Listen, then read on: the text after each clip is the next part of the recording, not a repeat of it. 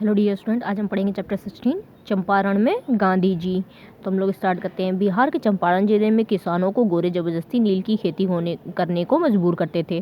बिहार में क्या था, एक चंपारण जिला था जहाँ पे क्या होता था, जो किसान लोग रहते थे और गोरे यानी जो अंग्रेज यहाँ पर आए थे, जिनका हुक्म चलता था उस समय जब हमारा देश आज़ाद नहीं हुआ करता था, तो वो क्या करते ज़बरदस्ती क्या कहते तुम नील की खेती करो, और उन्हें मजबूर करते थे, मारते पीटते थे। इससे उन्हें बहुत तकलीफ उठानी पड़ती थी। अब किसानों को बहुत तकलीफ भी होती थी इससे, ना वे अपने ज़रूरत का अनाज पैदा कर पाते थे और ना ही नील की खेती करने के बदले उन्हें पर्याप्त धन मिलता था। जब वो नील की खेती कराते थे तो वो अपने लिए अनाज भी नहीं पैदा कर पाते थे, जैसे उनको जो खाने पीने की ज़रूरत होती थी, अनाजों की, गेहूँ चावल हो गया, कुछ भी। और क्या साथ में क्या होता, जब वो नील की खेती करते तो उन्हें वो धन भी नहीं देते थे पर्याप्त, उनकी जो मर्जी आती वही देते एक मजदूरी के तौर पर। गांधी जी को इसके बारे में कोई जानकारी नहीं थी। बिहार के एक किसान राजकुमार शुक्ल उनसे मिले और चंपारण के लोगों की तकलीफ़ों के बारे में उन्हें बताया। अच्छा, गांधी जी को पता नहीं था कि ऐसा भी कुछ हो रहा है किसी जगह। फिर वो क्या होता है, बिहार का एक किसान रहता है जिसका नाम क्या रहता है, राजकुमार शुक्ल, और वो गांधी जी से मिलता है और साथ में उनको ये सारी जानकारी देता है कि ऐसी ऐसी दिक्कत है वहाँ पर। उन्होंने गांधी जी से निवेदन किया कि वह खुद जाकर वहाँ की स्थिति को देखें, और साथ में क्या निवेदन करता है कि आप वहाँ आइए और वहाँ के लोगों की जो दुर्दशा हो रही है, यानी जो स्थिति है, वो देखिए। गांधी जी उस समय लखनऊ में कांग्रेस की बैठक में भाग ले रहे थे और उनके पास इतना समय नहीं था कि वहाँ जा सकते। अच्छा, गांधी जी उस वक्त क्या थे, लखनऊ में थे जहाँ कोई बैठक चल रही थी, इसलिए उनको कोई समय नहीं था कि वो वहाँ जा पाएँ। लेकिन राजकुमार शुक्ल के उनके पीछे पड़े रहे कि वह उनके साथ जाकर चंपारण के लोगों के कष्ट दूर करने में मदद करें। लेकिन राजकुमार शुक्ल क्या होते हैं, जिद पे अड़ जाते हैं कि नहीं, आपको चलना ही है, वहाँ के लोगों का क्या करना है, कष्ट दूर करना है। आखिरकार गांधी जी ने कलकत्ता से लौटने के बाद वहाँ जाने का वादा किया। अब गांधी जी क्या करते हैं, कहते हैं कि जब मैं कलकत्ता से लौटूंगा तो वहाँ ज़रूर आऊँगा, वो वादा कर देते हैं। सन 1917 के प्रारंभ में गांधी जी राजकुमार के साथ चंपारण गए। अब जब ये 1917 सन का प्रारंभ होता है, यानी स्टार्टिंग में ही क्या होता है, गांधी जी राजकुमार के साथ चंपारण जिले में जाते हैं बिहार के। उनके वहाँ पहुँचने पर जिलाधीश ने उन्हें एक नोटिस दिया कि वह चंपारण में नहीं ठहर सकते और जो भी पहली ट्रेन मिल रही हो उससे वह वापस लौट जाएँ। अच्छा, जब वो वहाँ पहुँचते हैं तो जो वहाँ का जिलाधीश रहता है वो क्या करता है, उन्हें नोटिस दे देता है कि आप यहाँ पर रुक नहीं सकते हैं, आपको जो भी ट्रेन मिले सबसे पहले आप उसी से वापस चले जाइए। गांधी जी ने इस आदेश को नहीं माना। अब गांधी जी इस बात को नहीं मानते हैं।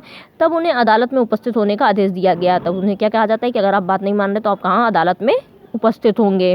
न्यायाधीश ने कहा, यदि आप इस जिले में चले गए और वह यहाँ कभी न आने का वचन दें तो आप पर मुकदमा उठा लिया जाएगा। कहते हैं कि अगर हम यहाँ से चले जाते हैं और साथ में कहते हैं कि मैं यहाँ कभी नहीं आऊँगा, ऐसा वादा करते हैं, तो आपको पे जो मुकदमा किया गया है वो हटा दिया जाएगा। गांधी जी ने उत्तर दिया, यह नहीं हो सकता, मैं यहाँ जनता और राष्ट्र की सेवा के लिए आया हूँ। अच्छा, गांधी जब मना कर देते हैं कि नहीं, मैं वापस नहीं जाऊँगा, ऐसा हो ही नहीं सकता, मैं यहाँ क्या करने आया हूँ, लोगों की सेवा करने आया हूँ।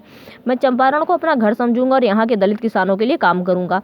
कहते हैं कि मैं ये जो जगह है ये मेरे घर समान है और यहाँ जो भी दलित किसान हैं मैं क्या करूँगा, उनके लिए ही काम करूँगा। न्यायालय के बाहर किसानों की एक भीड़ नारे लगा रही थी। न्यायाधीश और पुलिस दोनों के होश गुम थे। अच्छा, बहुत सारे लोग क्या होते हैं, जो किसान रहते हैं वो भीड़ लगा लेते हैं न्यायालय के बाहर, क्योंकि गांधी जी उन्हीं के लिए तो आए थे।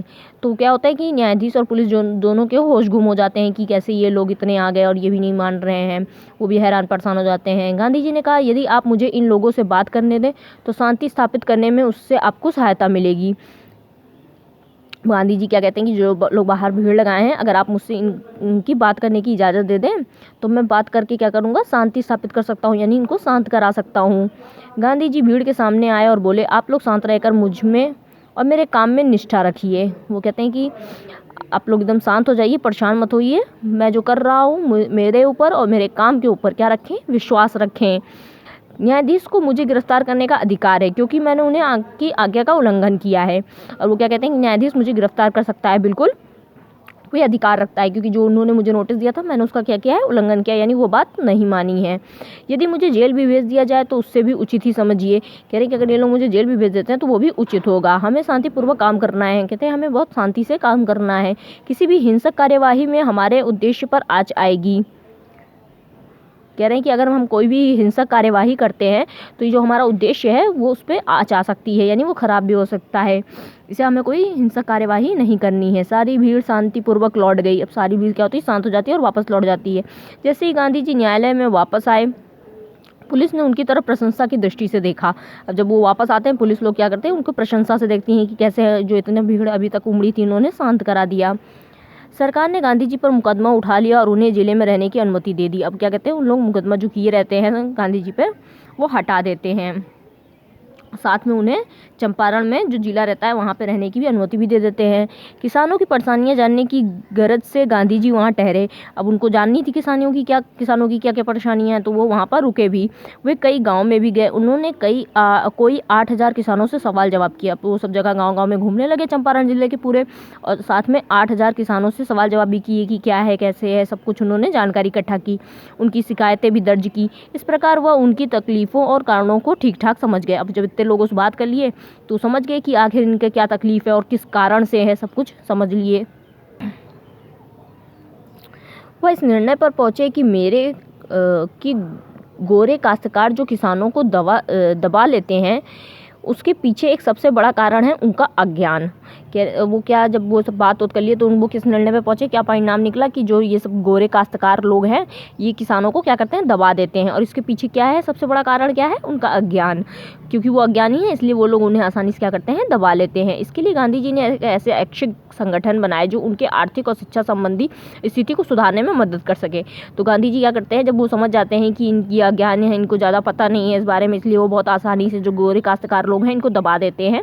तो उन्होंने क्या किया, एक ऐच्छिक संगठन बनाया जो क्या करती थी, उनकी आर्थिक स्थिति में सुधार भी करती थी और साथ में उनको शिक्षा संबंधी स्थिति में भी सुधार करती थी। मतलब आर्थिक तौर पे, यानी जो पैसे वगैरह से उनको मदद चाहिए थी, जो उनकी स्थिति थी वो सही करती और साथ में उन्हें शिक्षा भी देती, यानी उनको सारी जानकारियाँ भी उपलब्ध कराती। उन संगठनों द्वारा स्कूल खोले गए और सफाई के बारे में भी लोगों को शिक्षा दी गई। अब वो जो संगठन थे वो क्या किए, जगह जगह स्कूल खोले ताकि लोग आएँ, पढ़ सकें, समझ सकें, कोई उन्हें दबा ना सके, मूर्ख ना बना सके। और साथ में उनको सफाई वगैरह के बारे में भी जानकारी दी कि हमें सब कुछ क्या करना चाहिए, साफ़ सुथरा रखना चाहिए। सरकार ने गांधी जी की शक्ति और अपने उद्देश्य के प्रति उनकी लगन को पहचान लिया।